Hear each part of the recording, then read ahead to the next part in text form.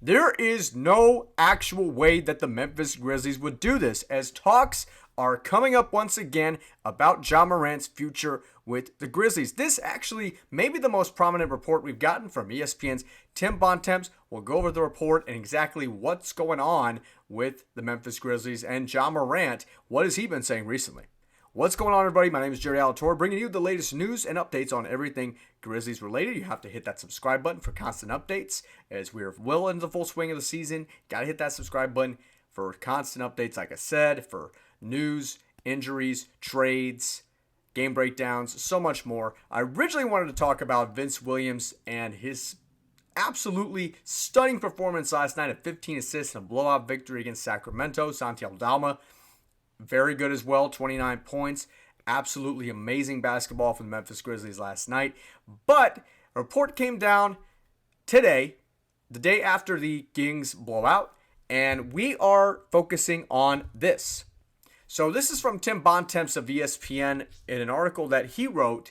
Basically, 1 month, it's like a 1 month update on every single team. This is what he had to say about the Memphis Grizzlies. He says, lesson after 1 month, Ja Morant isn't the same player. And of course, it's Tim Bontemps from ESPN, so he hears a lot. So this is what he says he's hearing. What I'm hearing. There's one very easy way to prove the above statement. The percentage of Morant's shots that are taken inside of 3 feet. That number, per Basketball Reference, has gone from 39.6% of his shots as a high-flying rookie down to a remarkable 15.4% this season, and has dropped in each of his 7 seasons. Given Morant hasn't improved as a shooter, he was an abysmal 10 for 60 from 3 before his latest calf injury. It's easy to see why he's not the same player who electrified the league and appeared to have Memphis on a championship caliber trajectory a few short years ago. Excuse me, that's a dog. Sources expect Morant to explore the trade market for Morant, but like Davis, believe it will be difficult to get value for him.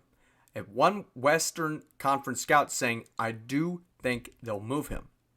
So once again, Grizzlies fans, it's almost like, like haha, like nice try, all that. But this is actually the most prominent report that we've gotten from anybody. This is not like any sort of a mock Bleacher Report trade, a mock trade or anything like that. I mean, this is from ESPN's Tim Bontemps itself, and from one Western Conference scout who, of course, is very, very anonymous. We're not going to know who that person is, just because these highly classified sources, they always say, I don't want to be named in any of these rumors. But for Ja Morant, I will agree. He does need to get better shooting the basketball. I think we can all agree on that. I think he needs to play basketball. And like I said, I want to appeal to both sides of the comments, because I know there's one side of the comment section that I've been seeing the past few days that's saying, well, why are we so excited about Ja Morant, the superstar, when he's not even playing ball games for us? And I understand that.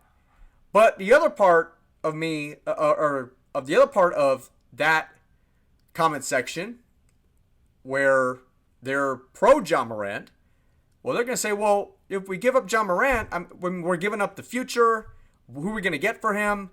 It's silly, it's dumb. Now, I think, in a way, it's silly and dumb because of 2 things. One, you're getting rid of your franchise corner piece, and also you're basically starting the door over again, and you're not even experimenting with the new guys that you got. You're not even playing much with Jock Landale. You're not playing much with KCP. You're not playing much with Ty Jerome. I mean, you got to have Ja get reps with those guys, and he hasn't even gotten the chance to do that yet. So how are we going to trade him when we haven't even done that yet? It's almost like the Luka thing. I mean, why are you trading Luka when he hadn't even experimented with guys like Klay Thompson and Najee Marshall yet? And I'm going to bring it up later on, but there was a prominent former NBA basketball player who actually took part in the Ja Morant conversation, comparing him to guys like SGA and Halliburton and Jalen Brunson. So we'll get into that in a short moment here. But I want to highlight another piece to the puzzle, and that is the likeliest big names who could potentially be available between this deadline and the 2026 offseason. And that is Giannis Antetokounmpo, Anthony Davis, Kyrie Irving. I don't think that's likely. LeBron James. I mean, at this point, he's going to be 41. So, I mean, we'll see how he plays. I think he's going to play great, but moved at the deadline or the offseason, I just think he's going to retire with the Lakers. I mean, he's got a home with the Lakers. Kawhi Leonard, who's very injury prone all the time now. Joel Embiid. There you go. James Harden, Lauri Markkanen, Zion Williamson, again, another injury-prone guy. Sabonis, Ja Morant, just talked about him. He's the focus of this video. LaMelo Ball, who is apparently said, hey, he wants out of Charlotte. Trae Young, Austin Reeves, and Zach LaVine. So, out of that list, the likeliest name that I can see moving is probably LaMelo Ball. I can also see Zach LaVine moving. I can see the Pelicans ending the Zion project. And that's about it. I mean, and also, well, we'll have to see what goes on with Anthony Davis, but apparently Mark Cuban is saying he wants no part of moving Anthony Davis. And for Giannis, it seems like he's committed to Milwaukee.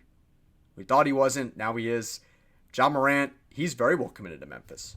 I mean, now, even though he said multiple times, look, I've lost my joy, it's not this quite the same as Jimmy Butler. At least I don't think so. Because Jimmy Butler was clearly worn out with Miami. Heat culture wore him out. He wanted a new home immediately, as quickly as possible. Whenever you saw him play on the court, it was cringy. It was not like anybody I've ever seen before that just completely lost his gas in basketball. And now with Morant, I think that what he said during that whole thing with Iisalo, I think that's just more of a heat of the moment kind of thing. But that's just my opinion. Of course, it's a free country. You have the First Amendment. Leave your comments down below for all that. But he's clearly stated before how he wants to be Memphis. He loves Memphis. He wants to bring a championship to the Memphis Grizzlies. And if you need your proof, I'm about to provide it for you. Here it is. This was a recent Instagram story that he had. And you see there's a tattooed Grizzly right there. And so he is committed. You can see himself. And this was before all that Tim Bontemps ESPN report. So you can see he's clearly committed to the city.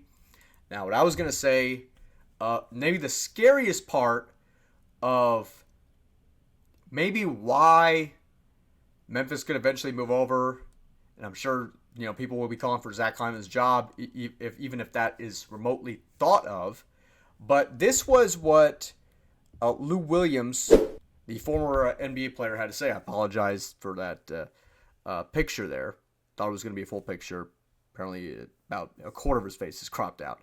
But on the FanDuel TV, I believe it's called Run It Back, he goes, Jalen Brunson, he needed a new start to become who he is. Tyrese Halliburton, he needed a new start to become who he is. SGA, even though he got traded, new start to become who he is. This is an opportunity for Ja to go somewhere else. Let me find that joy again. Let me find that groove.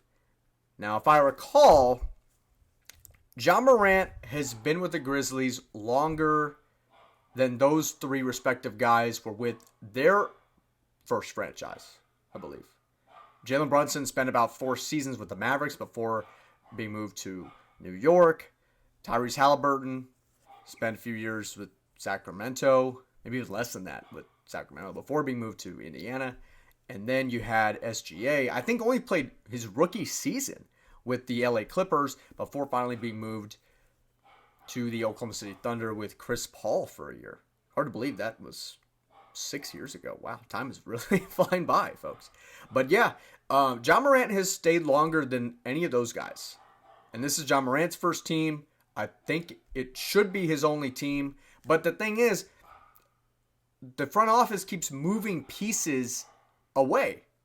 Like Dylan Brooks, I thought he may have been the closest thing to actually bring grit and grind back. I mean, he spoke what the city of Memphis is.